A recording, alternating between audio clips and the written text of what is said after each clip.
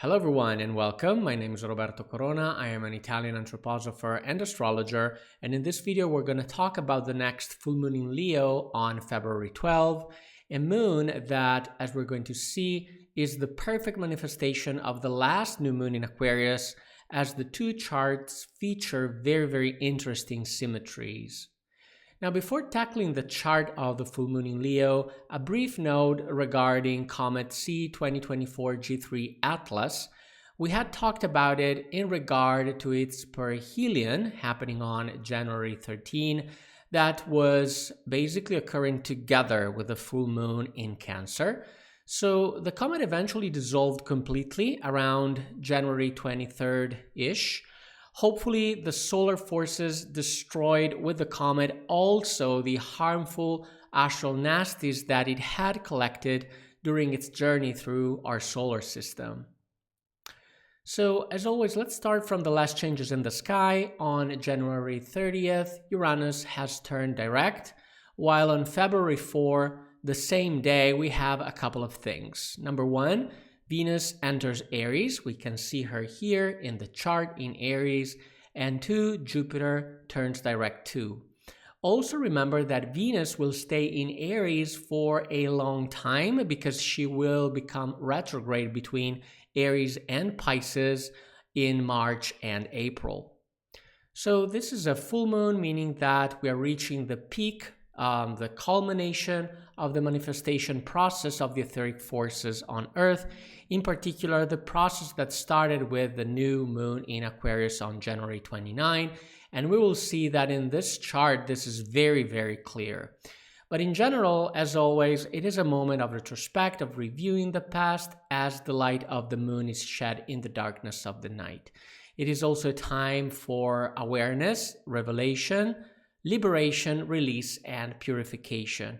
With this moon, the gestation of the new impulses begin, which will be sown with the next new moon in Pisces happening on February 28. So let's take a look at the chart. The moon is at 24 degrees Leo and 6 minutes here. And as you can see, the moon is also in the stereo image of Leo as well, particularly in the head region of the lion. The moon being in Leo is, of course, ruled by the sun. Why is that? Because the sun is the planet ruling Leo, and this means that we have this new moon pointing to Aquarius because the sun is here in the opposite sign of Aquarius, and this immediately clicks with the last new moon because we have a similar process here compared to the previous lunation.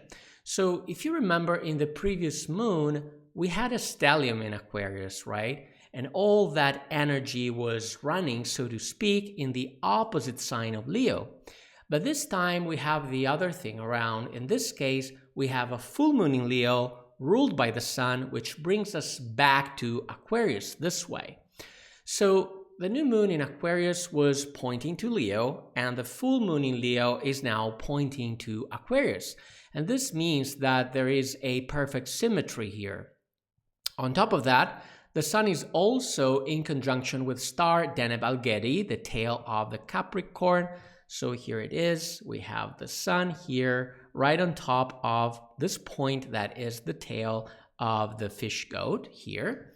So Deneb Algedi is a star of the nature of Jupiter and Saturn, which represents legal issues concerning, of course, justice.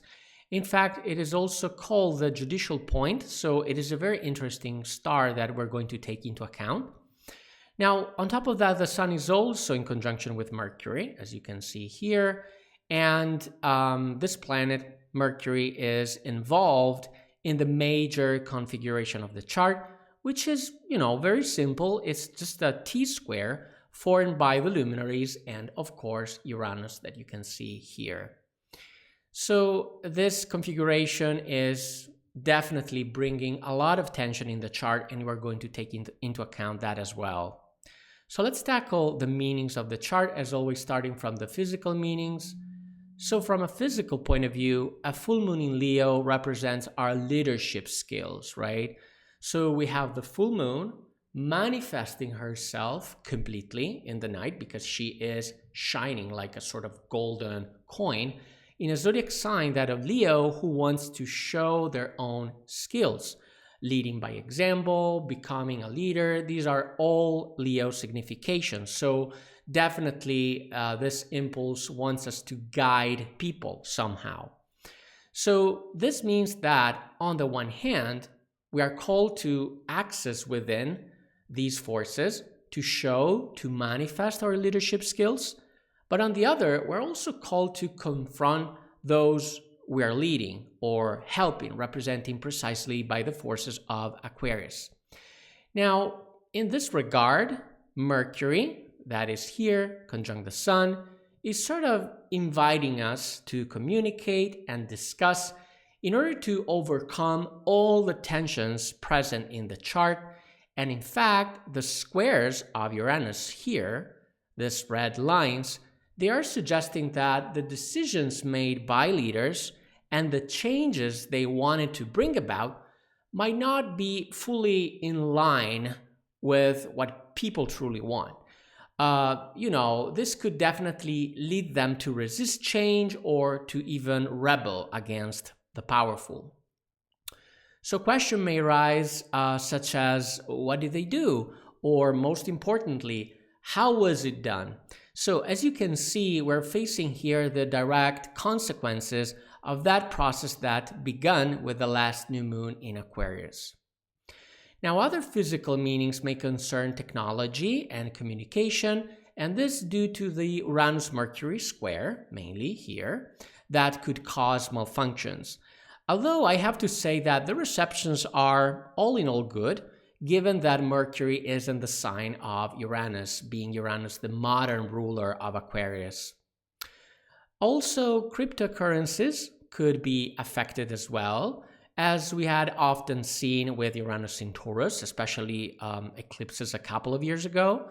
And for this reason, this moon can definitely represent the direct consequences of a change recently brought about by the Trump administration. I am referring to the removal of limits on cryptocurrency custody services on behalf of third parties. So basically, the adoption of crypto by banks and companies will be facilitated. This way, opening up a whole new dimension in the US financial sector. So from the soul's perspective, the full moon in Leo is all about magnanimity, generosity, and even grace.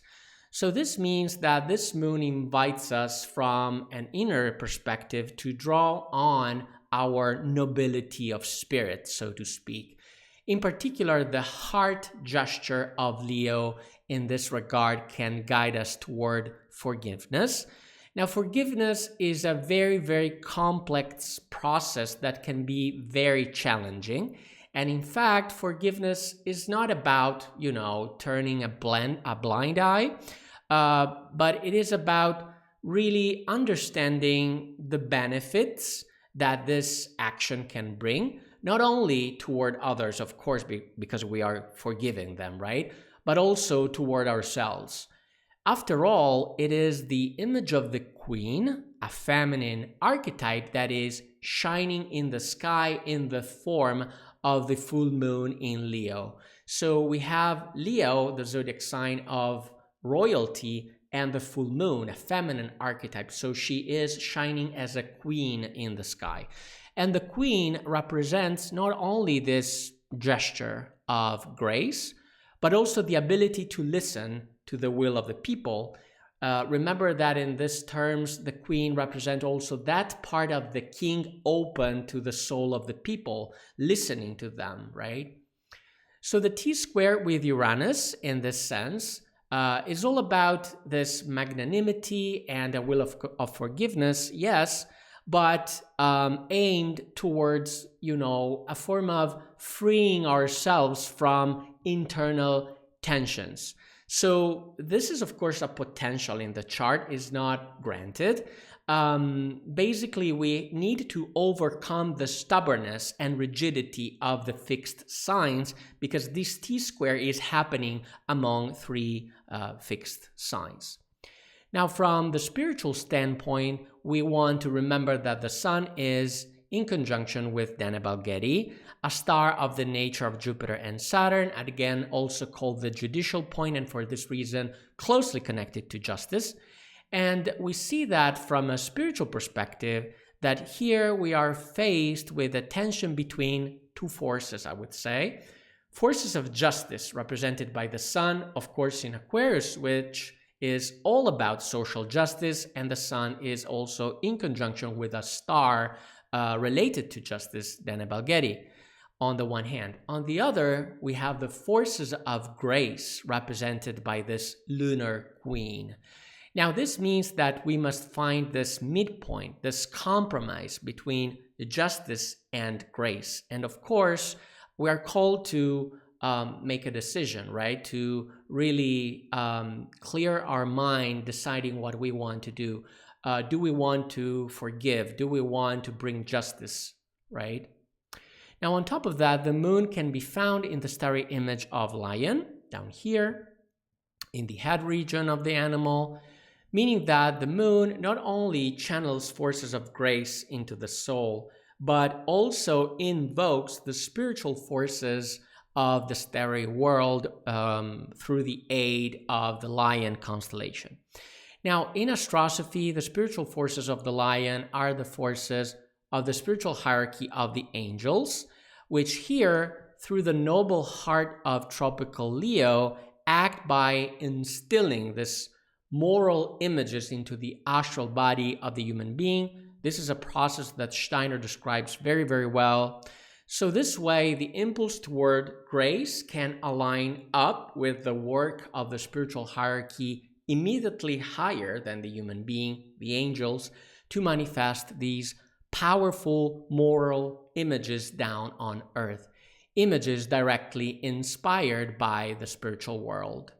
As always, thanks for watching. If you want to support my work, please like this video, subscribe to the channel, turn on the notification bell not to miss out on future astrological insights. I am Roberto Corona. See you in the next video.